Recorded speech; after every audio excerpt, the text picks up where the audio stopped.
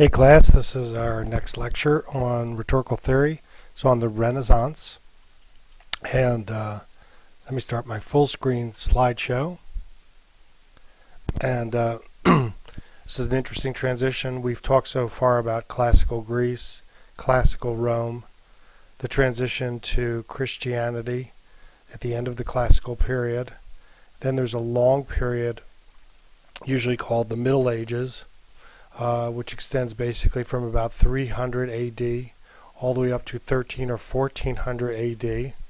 So you're talking about a 1,000-year period of history, and that period is characterized by very little change, kind of consistent worldview, consistent organizational political structure of life, primarily in Europe where rhetoric was still used.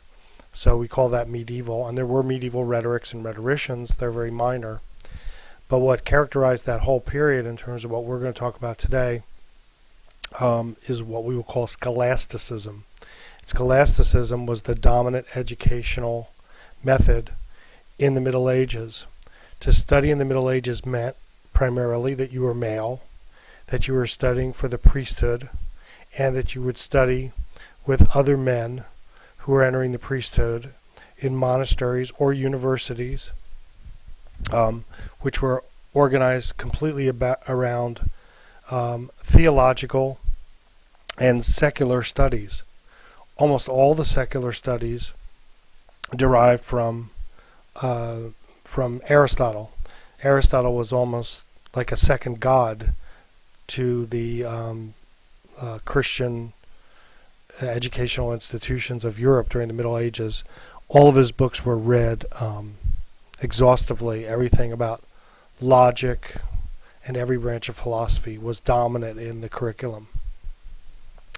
By the way, as a footnote, the way that we structure universities today with our bachelor's and master's and doctor's degrees, that all goes back to the Middle Ages. We still have that very medieval structure in modern universities.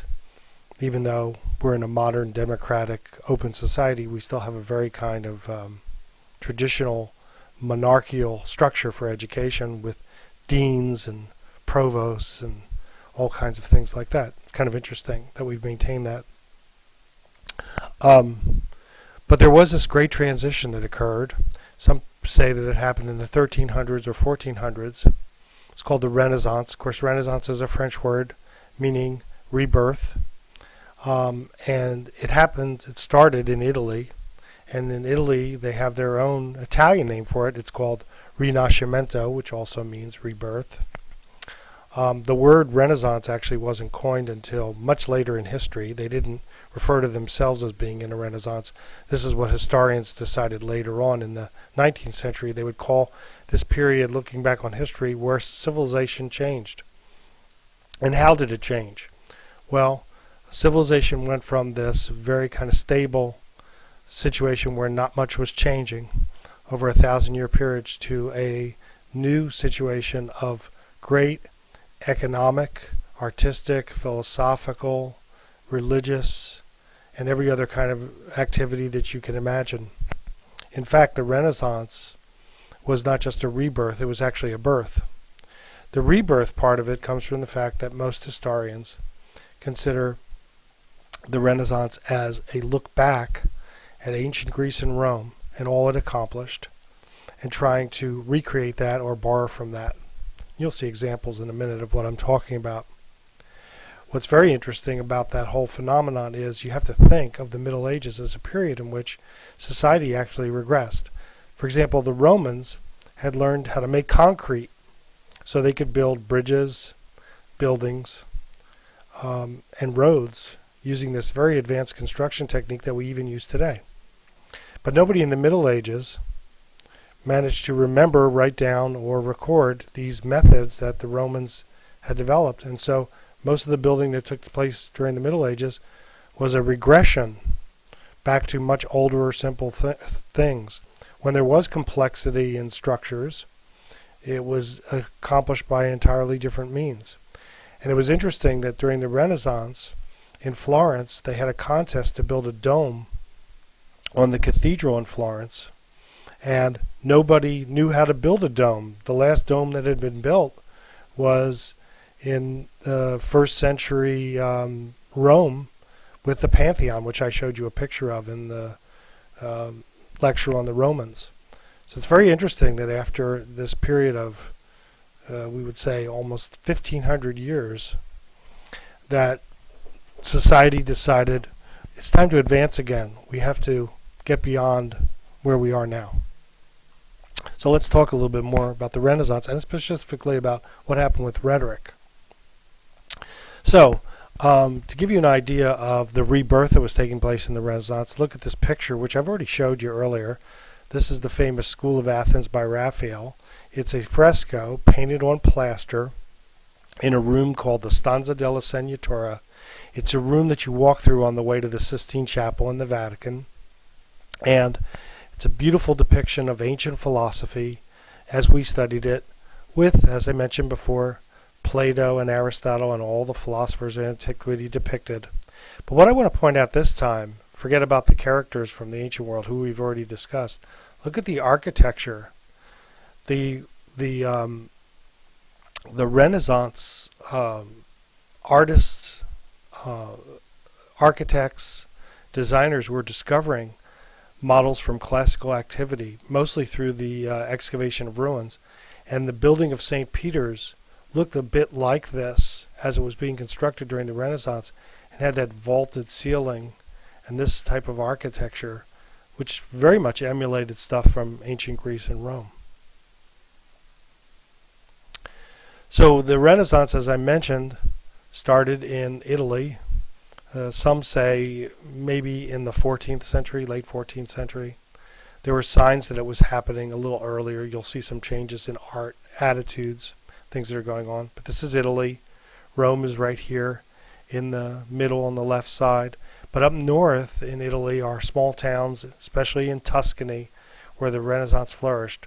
Florence, Lucca, Pistoia, just to name a few.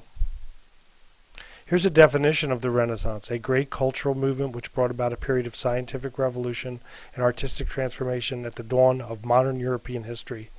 It marks the transitional period between the Middle Ages and the modern age. Renaissance is usually considered to have begun in the 14th century in Italy and the 16th century in Northern Europe.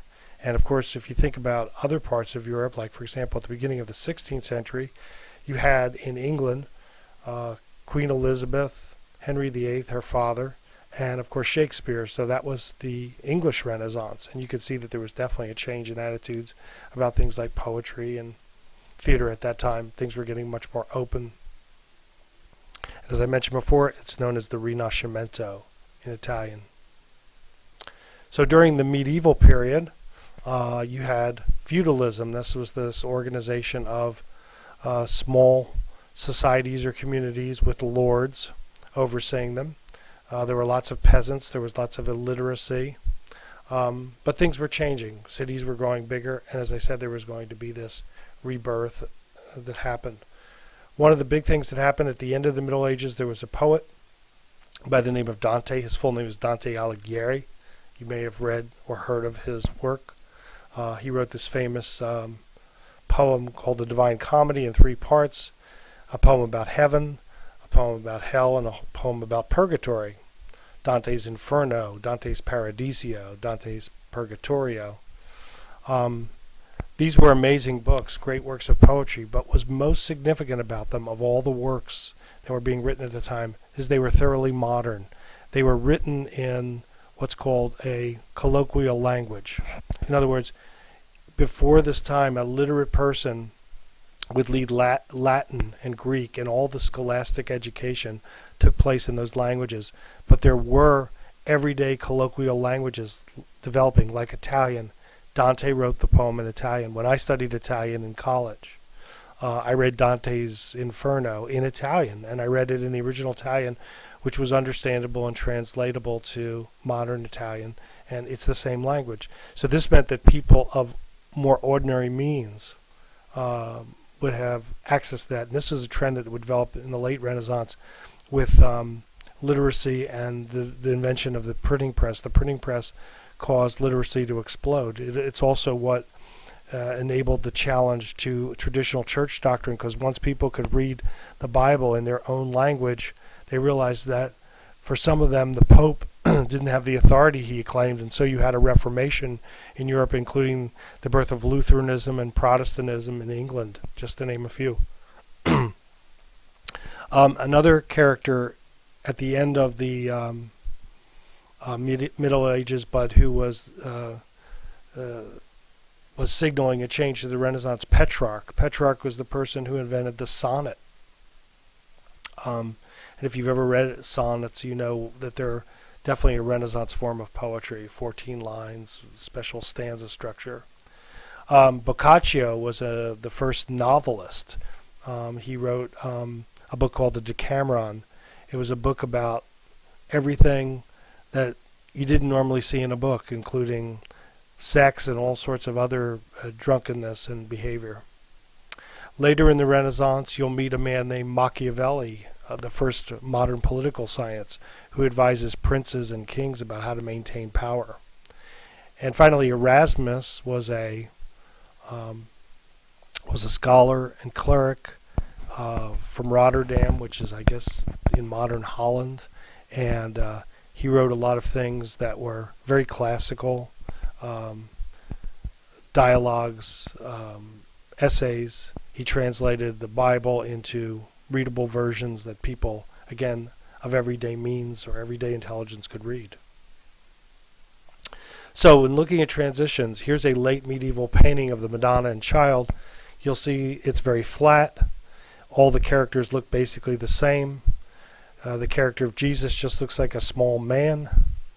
And there's not anything that we would consider modern or realistic about this. It's a typical medieval looking thing. However, it's late medieval, and it starts to signal some of the transitional elements that are pointing toward the Renaissance. There is an attempt at realism. There is an attempt to draw clothing that looks like real clothing. People are aware of color. They're trying to become aware of space. There's a tiny bit of perspective down here that's put into the painting. Consider this, though, as a comparison. This is a late 14th century painting by Masaccio. It's in a small chapel in Florence, and it depicts the expulsion of Adam and Eve from the Garden of Eden. And you can see that these characters are both painted and depicted as real people who are suffering. Their bodies look real. Their emotions look real. It's quite an interesting transition that within just a space of a few decades, painting changed from that flat kind of lifeless thing to this more realistic and humanistic trend. Here's another comparison, a medieval crucifixion. Here's a Renaissance crucifixion. You can see there's a lot more detail, landscape, realism. You would definitely see this as much less developed in terms of the science and technique of painting than this. And then finally look at this third comparison, which is by Mantegna, in which it almost has photorealism in terms of the detail, clouds, acting, scenes and events going on, reactions, perspective. It's really kind of an amazing thing. This is, again, by Mantegna, his painting of the crucifixion. Again, in the Renaissance, you see a whole different view of human beings, the human body. One of the interesting things that develops in the Renaissance is that since most of the sculptors, painters, and so forth are being commissioned to create religious works or works that depict characters or events from the Bible, they find their rediscovery of antiquity, which is mostly nude statues of gods, combined with their new interest of painting, sculpting, recreating biblical figures. So this is by Donatello. You know, he's one of the Ninja Turtles. He was a sculptor. And Donatello sculpts David as a young, very sexually attractive man, naked. And there's by the way, the head of Goliath down there by his foot. This is a bronze sculpture that's in the Bargello in Florence. This is another Donatello sculpture. It's of Mary Magdalene. This is from the baptistry in Florence. It has since been moved to a museum because it was damaged by a flood. It's very realistic. It shows a lot of pathos. Interesting thing about this statue, it was always thought to be a bronze, but when the flood occurred, the paint came off of it, and they realized it was actually a wood sculpture. Not too many wood sculptures have survived from the Renaissance. In Rome, in a small alley, is this beautiful little temple by Bramante called the Tempietto, which he designed. Has all the elements of classical design. When you think about Renaissance, think about redesign. Bramante was redesigning using Renaissance ideals. This is also very, very much an allusion to what was going on with the design of St. Peter's and the dome there, which he was involved with, by the way. Most of us think about Michelangelo as the person involved, but Bramante designed the dome. Now, I said that in Florence they had the contest to build the first Renaissance dome, and there it is. It wasn't built of concrete like the Romans did, because they didn't know how to do that still in the Renaissance. It's built of brick. So that whole dome is pieces of brick, and they had to figure out, they had a contest, and they had to figure out how to support all the weight of that brick. And there's an interesting documentary about that I saw on PBS, which showed a very interesting design of wood supports that went around in circles holding up the inside of the dome. And I think that's Brunelleschi's dome, by the way. I think he was the one that won the contest. Also in the Renaissance developed the idea, again, of course the word was later developed, but of the Renaissance man. And there was such a person in the Renaissance. His name was Leonardo da Vinci. He was a poet, a scientist, a writer, a painter, an inventor, and he, by the way, was one of the greatest painters probably of all time. Many art historians consider him to be the most perfect painter who ever lived. And of course there's St. Peter's. You can see the comparison between that dome and the one I showed you in the Tempietto, which is also Bramante's design. This was actually being built during the Renaissance. The whole, if you've ever been to Rome or St. Peter's, the whole of it actually wasn't even realized and finished, including the big square out front, until a period after the Renaissance. But that's the way it looks. Here's the Madonna of the Rocks, a famous Da Vinci painting. Shows you the high development of Renaissance painting, beautiful landscape. There's a technique here called chiaroscuro, where light comes out of dark, so someone's in the shadows, but you see their face illuminated by whatever light source is in the painting. If you've ever seen Rembrandt paintings, you probably know they have lots of use of that effect, which developed even later in Northern Europe. And again, it really, really advances the whole science and art of how to reproduce beautifully what you're seeing or depicting. This is the painting of that's on the wall of the Sistine Chapel. You probably know the famous story about how Michelangelo painted the ceiling of the Sistine Chapel. I think it took him about 8 years lying on his back to do that. Later, when his patron, Julius, was about to die, he also commissioned him to paint the back wall of the Sistine Chapel, the Capella Sistina as it's called. And there he painted a giant, what's called the Last Judgment. Very controversial painting when it was first put up, because he depicted everyone in the entire painting nude.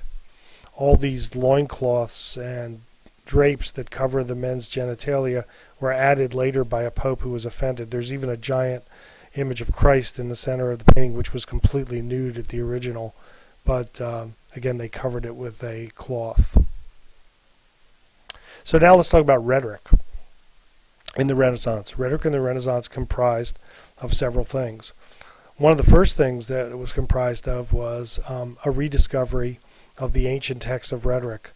Aristotle had always been popular during the Middle Ages, although I don't know how much attention you could say was directly paid to his rhetoric. There are a lot of medieval rhetorics and rhetoricians.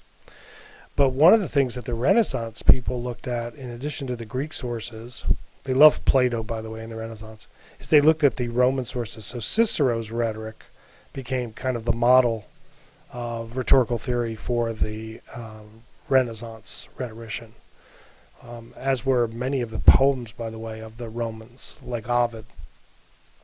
There was a fellow named Baldassare Castiglione who wrote a book called The Book of the Courtier, and it was kind of a handbook of how to talk and act in polite society.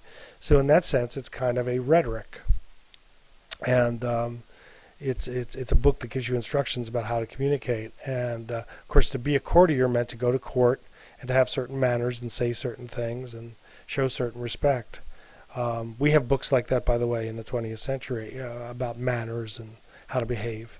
But that was one of the first ones, and it's considered to be very important as a rhetorical document. By the way, Castiglione himself is depicted here in a painting by Caravaggio. And Julius II was a pope during the Renaissance who, as I was mentioning before, was responsible for so much of the art and the architecture and the construction that was happening in Rome. He had a rivalry with Florence. He stole some of their artists away. And he unified Italy under the power of the papacy. He even had an army. His successor, Leo X, continued with that, and there was a lot more that was done.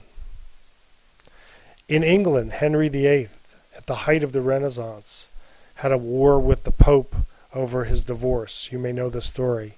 He wanted to divorce his first wife because she'd only given him one child, and that child was a female, and he wanted a male heir. She was getting older. She was Catholic. Catholics don't allow a divorce. He asked the Pope for a divorce.